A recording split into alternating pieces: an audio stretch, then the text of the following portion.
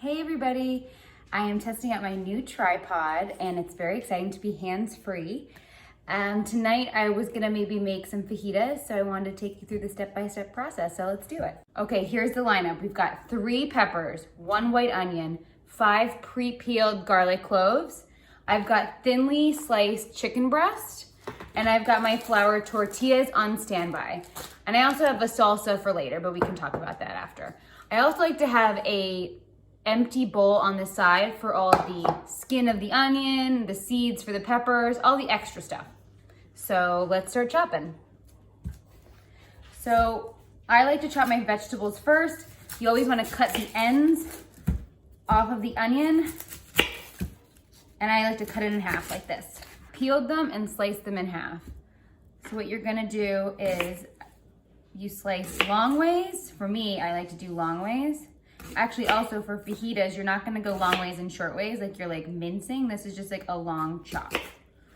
So you want them to kind of look like this, thin, and then they'll come apart when you slice them. Do the same on the other side. Actually, the skin needs to come up on this guy. And I'm putting it in my extra pot to throw out. Or you could put it in the compost, whatever you prefer. All right, so onions are done, put aside. Then you've got your peppers. What I like to do with the peppers is you cut from the top. It's like you're carving a pumpkin. You take this piece out, the seeds come out, and then you've got it hollow inside. Slice it, and then you're gonna slice it long ways like this.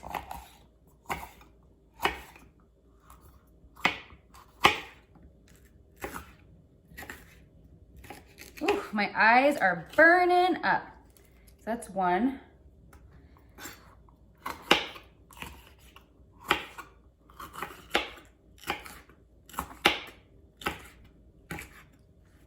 So that's 1 pepper. You're gonna do the same thing to the other 2 peppers.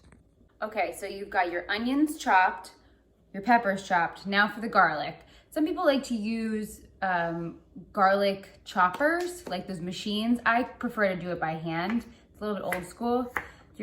I like to do like little slices and then I go in and mince. It just helps break it up before you just go in for the big chop. So I'm just kind of chopping, rough chop, it doesn't have to be perfect. And then I like to put it all together.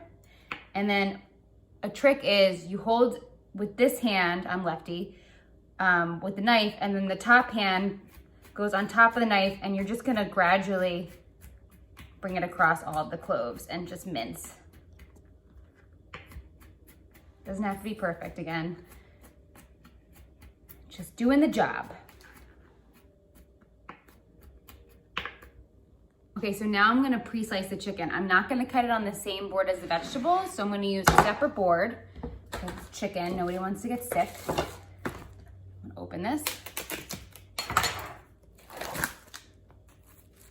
Take the chicken out. Move this over here. So these are really thin slices. See how thin these are? A little trick is if you're gonna do long slices for fajitas, you can keep it together and then just gradually slice when they're on top of each other. That way, if you're doing less work and they come out nice and straight. So these are about, I would say, 1/2 inch thick. And then the ends, and then you can discard this part, doesn't really matter. We're gonna do the same thing to the other side. Long slices.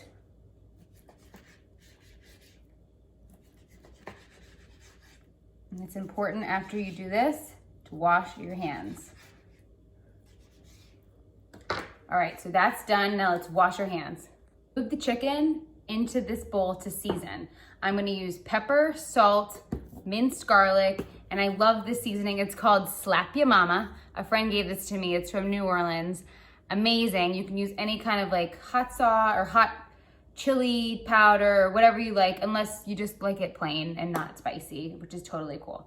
So I'm just gonna do a little bit of pepper, a little bit of salt, a sprinkle of the minced garlic, And make sure when you're seasoning to use your hands. I know it's gross because it's raw chicken, but you'll wash your hands after. That way all the seasoning kind of gets on all parts of the chicken. And then you're gonna take the Slap Ya Mama, if it comes out. Oh, let's see.